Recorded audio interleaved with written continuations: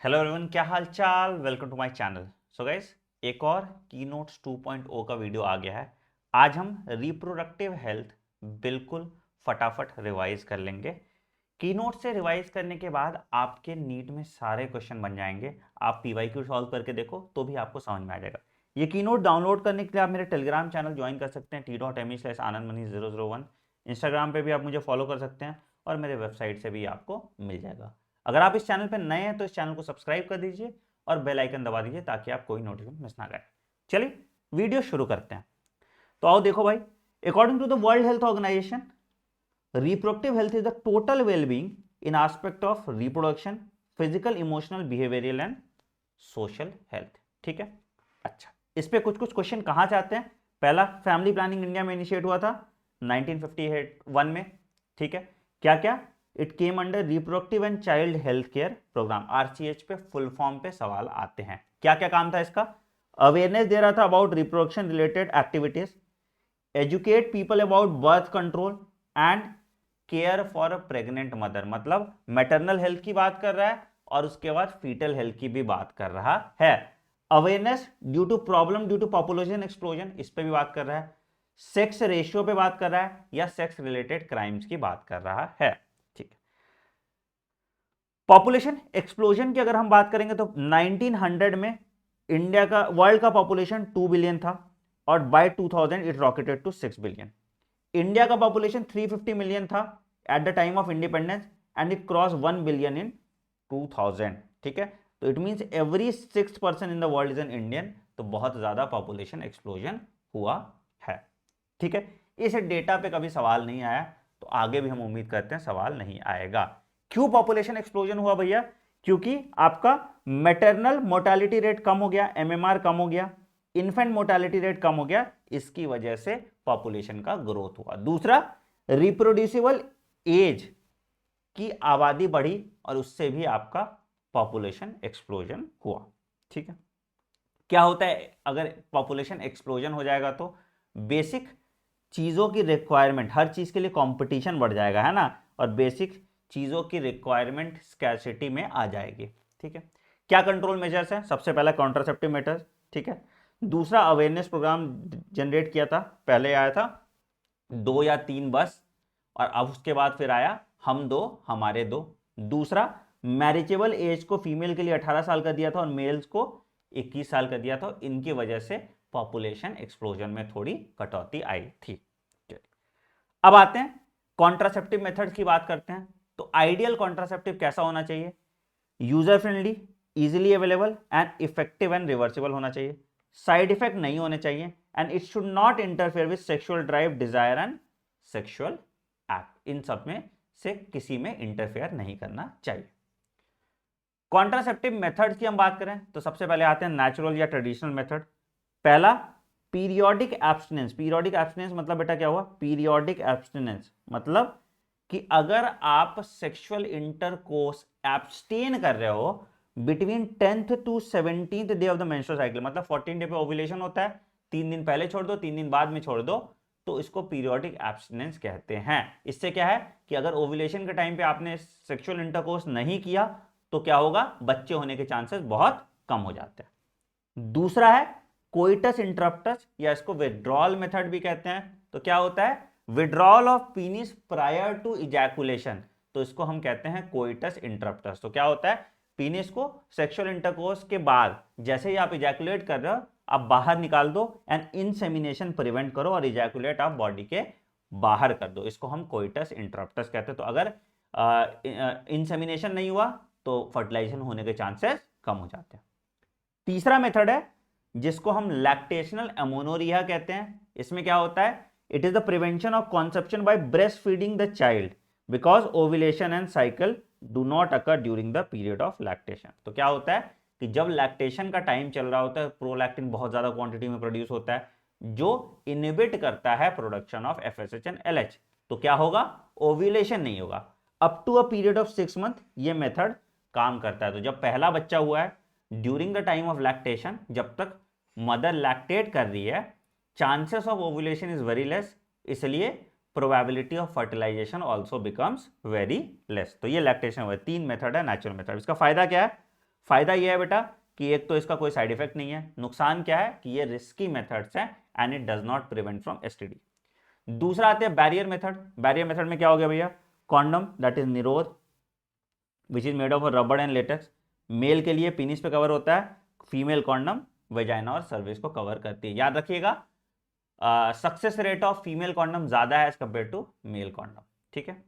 याद रखिएगा ये इट प्रिवेंट्स फ्रॉम एसटीडी और AIDS also, easily disposable and available है and it can be self inserted, तो इसलिए बड़ा इजी होता है। अच्छा, कुछ और बैरियर मेथड्स हैं जो एसटीडी प्रिवेंट नहीं करते, इसको हम कहते हैं vaults, it is inserted into the vagina. Cervical cap again same, और डायफ्राम, ठीक है, ये सारे के सारे रीयूजेबल होते हैं and it is inserted into the vagina. But याद रखिएगा ये तीनों एसटीडी प्रिवेंट नहीं करते, do not prevent STD, they don't prevent STD, ये दो कोई भी एसटीडी प्रिवेंट नहीं करते, ठीक है। दूसरा आता है IUD. IUD intra uterine device, तो क्या होता है, this is inserted by doctors in the uterus through vagina, ठीक है, नॉन सर्जिकली हम इसको डालते हैं, ठीक है। IUD is ideal contraceptive for female who want to delay pregnancy और स्पेस चिल्ड्रन। तीन तरह के आईयूडी होते हैं, non medicated example Lippes loop, ठीक है, तो ये स्पर्म की मोटिलिटी को रिटार्ड करते हैं। Copper releasing IUD copper release करेगा, ये भी सप्रेस करता है sperm motility and fertilizing capacity. तीन तरह के होते हैं, CUT, CU7 and multiload 375। Hormone releasing की बात करेंगे तो they make the uterus unsuitable for implantation and cervix hostile for the sperm, example Progestasert और LNG-20। तो ये तुम्हारा तीन तरह का आईयूडी होगा, कैसा, नॉन मेडिकेटेड, कॉपर रिलीजिंग और हार्मोन रिलीजिंग आईयूडी, ठीक है।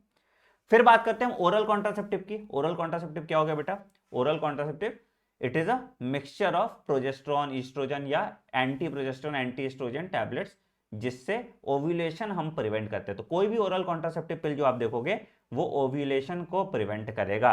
तो ओरल एडमिनिस्ट्रेशन ऑफ प्रोजेस्टेरॉन और progesterone oestrogen combination in form of tablets, ठीक है।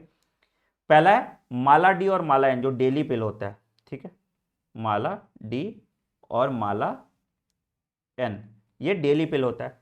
तो it is taken for 21 days starting with in the 5 days of menstrual cycle and after a gap of 7 days it should be repeated. मतलब 1 से 21 दिन तक तुमने लिया, 7 दिन का गैप छोड़ दिया, जिस दिन मेंस्ट्रुअल साइकिल स्टार्ट हुआ फिर से लेना स्टार्ट कर दिया। पिल्स इफेक्टिव होते हैं, ओव्यूलेशन प्रिवेंट करते हैं और बहुत कम साइड इफेक्ट होते हैं। तो क्या करता है, they inhibit ovulation and implantation and thicken the cervical mucus to prevent entry of sperm, ठीक है। एक और पिल है जिसको सहेली कहते हैं, which is prepared by Central Drug Research Institute Lucknow, इस पे सवाल आया हुआ है। It is once a week pill and इसके कम साइड इफेक्ट होते हैं। It is a non steroidal combination, it is a non steroidal combination, ठीक है। तो ये वीकली पिल है, it is a non steroidal combination, ठीक। इंजेक्शन की बात करेंगे तो यहां पे भी प्रोजेस्टेरॉन और ईस्ट्रोजन कॉम्बिनेशन का इंजेक्शन यूज करते हैं, और इंप्लांट्स हम यूज कर सकते हैं अंडर द स्किन, ठीक है। इंप्लांट्स में हम 6 इंप्लांट डालते हैं, सब क्यूटेनियस डालते हैं, ठीक है। तो ये 3 साल तक काम करता है। इंजेक्टिवल्स की बात करेंगे तो तुम्हारा 6 महीने तक काम करता है, ठीक। एक और बहुत इंपॉर्टेंट पॉइंट यहां पे, progesterone and progesterone oestrogen combination IUD are use for emergency contraceptive within 72 hours of coitus. ये बहुत इंपॉर्टेंट है, ठीक है। तो मतलब जो इमरजेंसी कॉन्ट्रासेप्टिव पिल होता है और IUD भी अबॉर्शन में हेल्प करता है। ये IUD वाला सवाल आया हुआ है तो ये ध्यान रखिएगा, ठीक है। तो इसको हम कहते हैं इमरजेंसी कॉन्ट्रासेप्टिव पिल, ठीक है। Surgical method it is a permanent method. Surgical method में 2 तरह का मेथड आ जाएगा, वैसेक्टोमी और ट्यूबेक्टोमी। वैसेक्टोमी क्या हो गया, अगर हम cutting and ligation of vas deferens करते हैं तो इसको वैसेक्टोमी कहते हैं। अगर हम cutting and ligation of fallopian tube कहते हैं तो इसको हम ट्यूबेक्टोमी कहते हैं। याद रखिएगा, तुम्हारा वैसेक्टोमी ज्यादा इजी होगा, क्योंकि तुमको अंदर सर्जरी नहीं करना पड़ेगा, स्क्रोटम में ही कट लगाना है। यहाँ पे तुमको बॉडी के अंदर सर्जरी करना पड़ता है। तो मेल्स में वैसेक्टोमी होगा, फीमेल में ट्यूबेक्टोमी होगा। इससे फायदा क्या है? इससे फायदा ये होगा कि ये परमानेंट मेथड है, कोई साइड इफेक्ट नहीं है। वैसेक्टोमी में सीमेन विदाउट स्पर्म रिलीज होगा, सीमेन विदाउट स्पर्मेटोजोआ रिलीज होगा। ठीक। साइड इफेक्ट क्या क्या हो सकता है इसके भैया? कभी कभी नॉजिया हो जाता है ओरल कॉन्ट्रासेप्टिव पिल का, एब्डोमिनल पेन हो सकता है, ब्रेक थ्रू ब्लीडिंग हो सकता है, इरेगुलर मेंस्ट्रुअल ब्लीडिंग हो सकता है, कैंसर भी हो सकते हैं। अगेन बहुत बहुत कम चांसेस होते हैं इसके। ठीक है।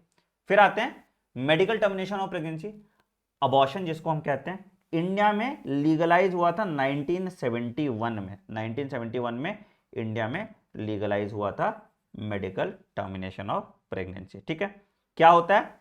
It helps to avoid unwanted pregnancy due to casual intercourse और रेप के केस में। ठीक है। एमटीपी पहले ट्राइमेस्टर में सेफ होता है, दूसरे ट्राइमेस्टर में फिर ये बहुत रिस्की हो जाता है। एमटीपी का लोग मिसयूज करते हैं कि एमनियोसेंटेसिस करते हैं। एमनियोसेंटेसिस से क्या होता है कि सेक्स डिटर्मिनेशन पता चल जाता है, और दूसरा जेनेटिक डिसऑर्डर का भी पता चल जाता है। तो लोग एमनियोसेंटेसिस का यूज करते हैं फॉर फीटल सेक्स डिटर्मिनेशन, और उसके बाद फिर एमटीपी करा देते हैं। ठीक है।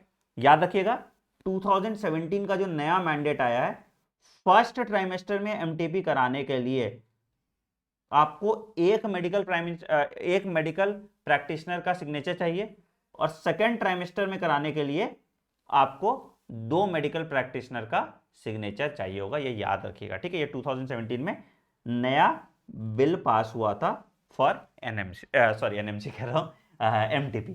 ठीक है। एसटीडी की बात करेंगे, सेक्सुअली ट्रांसमिटेड डिजीज कैसे कैसे हो सकते हैं। इसको हम वेनरल डिजीज भी कहते हैं या रिप्रोडक्टिव ट्रैक्ट इन्फेक्शन भी कहते हैं। Gonorrhoea bacteria, syphilis bacteria, herpes virus, chlamydiasis fungal, genital warts virus, trichomoniasis virus नहीं है, हेपेटाइटिस बी वायरस और एचआईवी वायरस। तो जितने वायरस होंगे वो क्योर नहीं होंगे। ठीक है। और जितने वायरस नहीं होंगे वो क्योर हो जाएंगे। ठीक है। एचआईवी और हेपेटाइटिस बी इंजेक्शन नीडल से भी, सर्जिकल इंफ्यूजन से भी, ट्रांसफ्यूजन ऑफ ब्लड से भी, और मदर टू फीटस जाता है, एचआईवी और हेपेटाइटिस दोनों। ठीक है। क्योर कौन कौन सा नहीं होगा वो आप डाल दीजिए, और क्योर कौन कौन सा होगा वो भी आप डाल दीजिए। तो gonorrhoea can be cured, syphilis can be cured, chlamydiasis can be cured, trichomoniasis can be cured, बाकी सारे क्योर नहीं होंगे। ये चीज ध्यान रखना है आपको। ठीक है। Except hepatitis B, genital herpes and HIV, other disease are completely curable. Genital warts भी नहीं। ठीक है। सिम्टम्स क्या है? Itching, fluid discharge, pain swelling in the genital region. ठीक। अगर आप कंसल्ट नहीं करते हैं तो it leads to pelvic inflammatory disease, infertility, ectopic pregnancy. Ectopic pregnancy मतलब इम्प्लांटेशन फैलोपियन ट्यूब में हो जाता है, उसको एक्टोपिक प्रेगनेंसी कहते हैं। ठीक है। कैंसर ऑफ रिप्रोडक्टिव ट्रैक्ट भी हो सकता है। ठीक है। All person are vulnerable to STD, इसलिए आपको प्रोटेक्शन यूज करना चाहिए। तो कैसे प्रिवेंट कर सकते हैं? अवॉइड सेक्स विद मल्टीपल और unknown partners, avoid using, always use condom.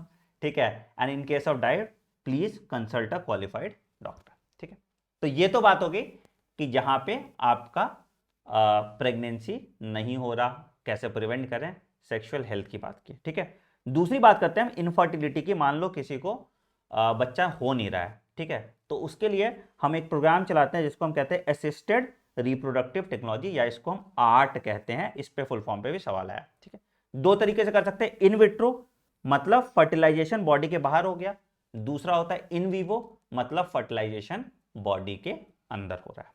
In vitro में क्या हुआ? 2 तरह से कर सकते हैं। ZIFT, हमने जाइगोट इंट्राफेलोपियन ट्रांसफर किया, मतलब हमने टेस्ट ट्यूब में स्पर्म लिया, टेस्ट ट्यूब में ओवम लिया, दोनों को मिलाया, फ्यूजन होकर जाइगोट बना, जाइगोट को फेलोपियन ट्यूब में डाल दिया। मतलब अप टू 8 ब्लास्टोमियर तक हम फेलोपियन ट्यूब में डाल सकते हैं, और अगर 8 to 32 ब्लास्टोमियर है तो हम यूट्रस में डालते हैं। तो यूट्रस में डालते हैं तो IUT कहते हैं, इंट्रा यूट्राइन ट्रांसफर, और जाइगोट में डालते हैं तो ZIFT कहते हैं, जाइगोट इंट्राफेलोपियन ट्रांसफर। ठीक है। उसके बाद फिर हम एम्ब्रियो को किसी सरोगेट मदर में भी डाल सकते हैं, जिसको हम एम्ब्रियो ट्रांसफर कहते हैं। ठीक है। एक और है जिसको हम कहते हैं गैमीट इंट्राफेलोपियन ट्रांसफर, गिफ्ट। तो इसमें क्या करते हैं, अगर कोई मदर ओवम नहीं प्रोड्यूस कर पा रही है तो हम डोनर से ओवम लिए और फेलोपियन ट्यूब ऑफ मदर में डाल दिया, उसके बाद हम बोले कि स्पर्म अंदर डालो और फर्टिलाइजेशन बॉडी के अंदर होता है, तो ये इन वीवो है फर्टिलाइजेशन, याद रखिएगा ये इन वीवो फर्टिलाइजेशन होता है, ठीक है। गैमीट इंट्रा फैलोपियन ट्रांसफर, इसका सक्सेस रेट ज्यादा होगा। तीसरा होता है इंट्रा साइटोप्लाज्मिक स्पर्म इंजेक्शन या ICSI। तो यहां पे क्या होता है, अगर स्पर्म पेनिट्रेट नहीं कर पा रहा ओवम को, तो स्पर्म को डायरेक्टली इंजेक्ट कर देते हैं हम ओवम में, और फर्टिलाइजेशन के बाद हम एम्ब्रियो को इम्प्लांट करते हैं वुमन के यूट्रस में। तो ये भी इन विट्रो है, ये इन वीवो नहीं है, ठीक है। तीसरा होता है, सॉरी चौथा होता है आर्टिफिशियल इंसेमिनेशन या AI टेक्निक। क्या होता है भैया, the semen collected from husband और donor is artificially introduce into the vagina और the uterus of female, into the vagina और यूट्रस ऑफ फीमेल, ठीक है। Artificial insemination in uterus is known as intra uterine insemination. तो अगर vagina में डाल रहे हैं तो आर्टिफिशियल इंसेमिनेशन, अगर यूट्रस में डाल रहे हैं तो इंट्रा यूटराइन इंसेमिनेशन। किसके लिए, जिसका स्पर्म काउंट कम है या जिसको इरेक्टाइल डिस्फंक्शन हो रहा है, उसके लिए हम आर्टिफिशियल इंसेमिनेशन कहते हैं। ये क्या हो गया, इन वीवो, ठीक है, याद रखिएगा। ठीक, सरोगेसी क्या होता है कि अगर मान लो कि इम्प्लांटेशन नहीं हो पा रहा, तो इम्प्लांटेशन हम किसी और मदर के वूम में करें तो उसको हम सरोगेसी कहते हैं, ठीक है। प्रॉब्लम्स क्या है आर्ट का, it requires specialised professional and expensive instrumentation, महंगा है। इमोशनल, रिलीजियस और सोशल प्रॉब्लम्स है, मतलब लोगों में एक्सेप्टेंस की कमी है। तो सबसे अच्छी बात है कि आप एडॉप्ट करें, ठीक। दो चीज याद रखिएगा, एक होता है एमनियोसिंथेसिस और दूसरा होता है कोरोनिक विलाई सैंपलिंग, ठीक है। इस दोनों तरीके से हम फीटल हेल्थ और फीटल सेक्स डिटर्मिनेशन कर सकते हैं, मतलब जेनेटिक डिसऑर्डर्स का हम पता लगा सकते हैं। कोरोनिक विलाई सैंपलिंग आप जल्दी कर सकते हो, 10th to 12th वीक में कर सकते हो आप, ठीक है। और ये 12th to 16th वीक में आप कर सकते हो एमनियोसिंथेसिस, ठीक है। क्या करते हैं एमनियोसिंथेसिस में, हम एमनियोटिक फ्लूइड निकालते हैं। कोरोनिक विलाई सैंपलिंग में हम कोरोनिक विलाई का स्क्रेपिंग करते हैं और उससे पता करते हैं जेनेटिक डिसऑर्डर। एमनियोसिंथेसिस का मिसयूज लोग सेक्स डिटर्मिनेशन में भी करते हैं, which is a punishable offence. तो ये चैप्टर भी आपका खत्म हो गया। वीडियो पसंद आया तो वीडियो को लाइक कीजिएगा, चैनल को सब्सक्राइब कीजिए और बेल आइकन दबाइए ताकि आप कोई नोटिफिकेशन मिस ना करें।